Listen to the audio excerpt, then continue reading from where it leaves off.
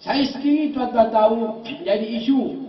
Kononnya saya tak boleh. Sampai tadi pres masih tanya saya. Ni ramai budak-budak rakan pres tanya. PAS masih nyebut. Sebab saya itu diambil tindakan disiplin kerana melanggar kod etika pertandingan pemilihan parti, maka mereka sebut saya tak layak bertanding. Dah kita sebut banyak kali, dia masih sebut. Saya katakan, saya bukan melakukan jenayah. Saya hanya didapati bersalah kerana melanggar kod etika pertandingan masa itu. Jadi saya dikenakan hukuman gantung 3 tahun. Saya tak masuk jel.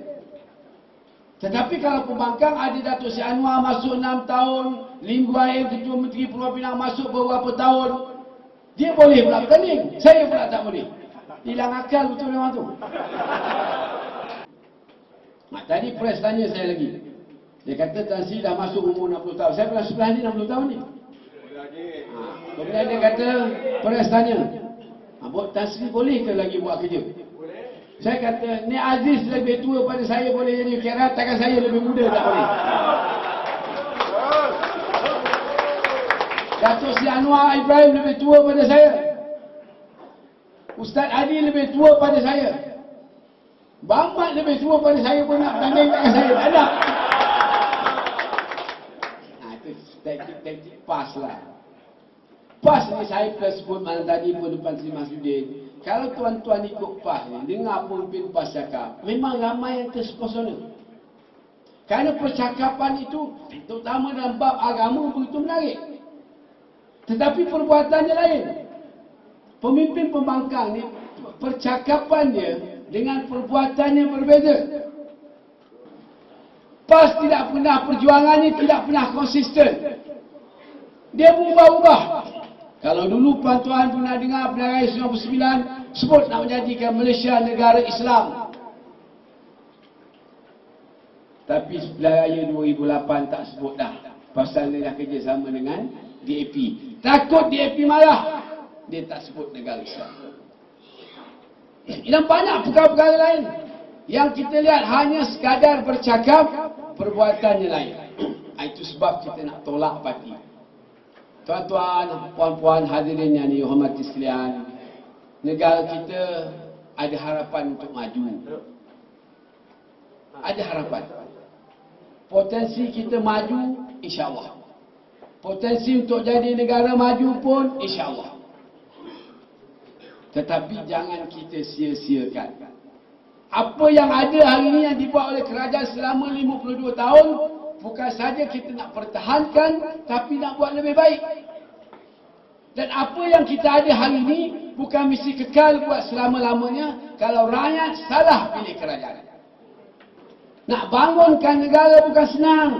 Nak bangunkan negeri bukan senang. Ni Aziz Bentah Kelantan 19 tahun. Tak maju-maju Kelantan. Ini ramai Kelantan masuk Paman. Saya tengok kat Pagang Pinang adalah apa spanduk mengenali diri Kelantan. Apa nak dicontoh kat Kelantan tu? Saya minta maaf pada orang Kelantan, apa nak contoh? Tak ada apa hebatnya. Kalau nak kira taraf hidup, orang Port-Dickson lebih tinggi pada Kelantan. Negeri Sembilan jauh lebih maju daripada Kelantan.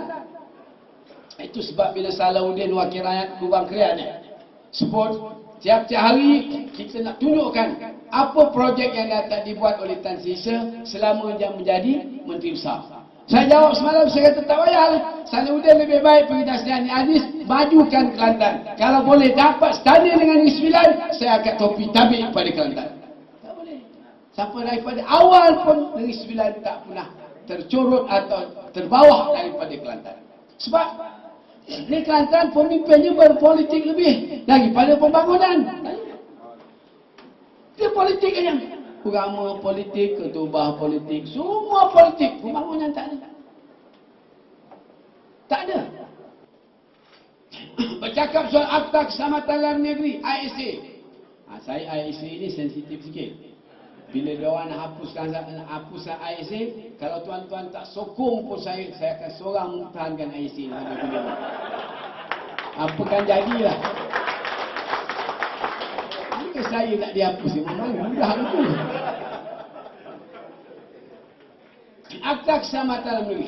Datuk Seri Anwar pun pernah kita tahanan ISA. Benda ni pun berjalan di masa dia jadi Timbalan Perdana Menteri. Pasal apa dia tak hapuskan? Oh, cakap tak boleh hapus sebab saya bukan Perdana Menteri. Kalau kau bukan Perdana Menteri, percaya ISA itu tak perlu keluar daripada kabinet. Beritahu Dr. Mahathir, kalau tak mau hapuskan ISA, saya berhenti jadi Timbalan Perdana Menteri. Tak ada, dia ikut juga.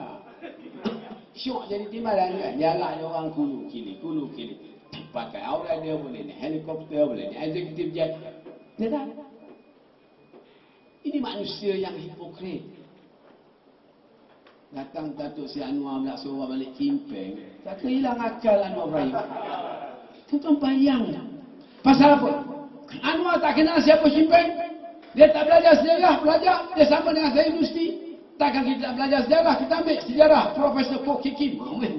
Dia sekarang Profesor Emeritus. Anwar tahu Kimpeng tu jahat.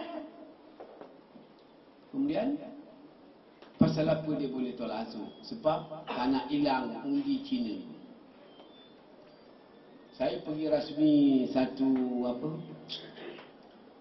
masa-masa tak ada jawatan pun ada orang panggil Expo Perdagangan Putra di seberang Jaya Pulau Pinang, kawasan Anwar lah.